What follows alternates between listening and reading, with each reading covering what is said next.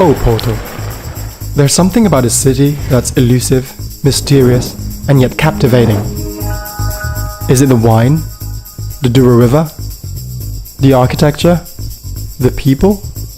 I've come to revisit and soak up everything about the city, and to find out what makes Porto remarkable and special. Lisbon is beautiful, but Porto is magical. We arrived in Porto with our taxi driver's words still ringing in our ears, and we're happy to say the city did not disappoint. Once you set foot inside, the bookstore is a feast for the eyes. All across the room you have details competing for your attention. The carved wooden banister, the crimson staircase, the sturdy shelves all lined with books, and the busts of famous Portuguese writers. The bookstore was even frequented by J.K. Rowling when she taught English in Porto, and is reported to have been an inspiration in her Harry Potter series. It's worth seeing the cloisters where the walls are covered in blue tiles. Ribeira, which sits on the shores of the Douro River.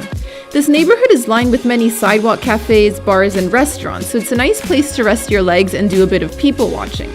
We were feeling pretty hungry by the time we made it down here, so we wandered out some of the back streets until we found a small restaurant.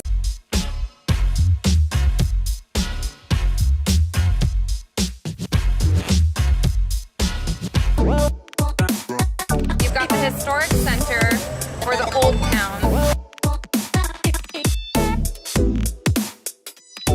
The main promenade or mall.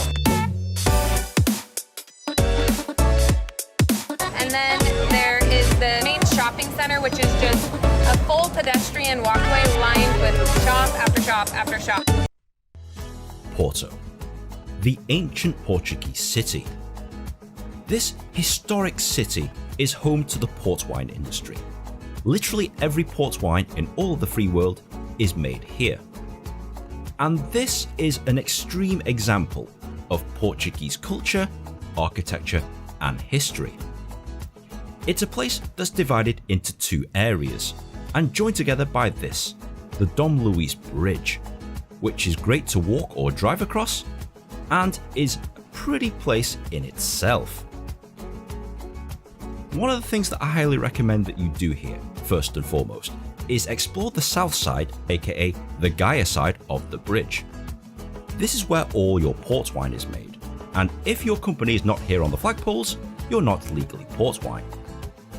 They're literally yards away from each other, and before you get drunk on wine, absorb all of the sights that you can see because it's actually a very pretty place. My tour started here at Callum. Now, you'll get rewarded with a 360-degree view of Porto, which is amazing, except that it's a really tight squeeze up here. If you are at all claustrophobic, I highly recommend that you don't do this, bin bother. This is São Bento, the most beautiful train station in the world. Quite literally, I mean, look at this place. It's like an ornate art gallery. They're early and wait till sunset because you'll be rewarded with this.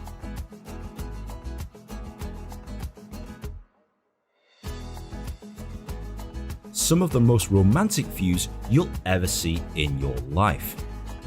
So, if you are a big fan of European culture, I highly recommend that you come to Porto once in your life, especially if you like food and you like to drink wine, because there's plenty of it here.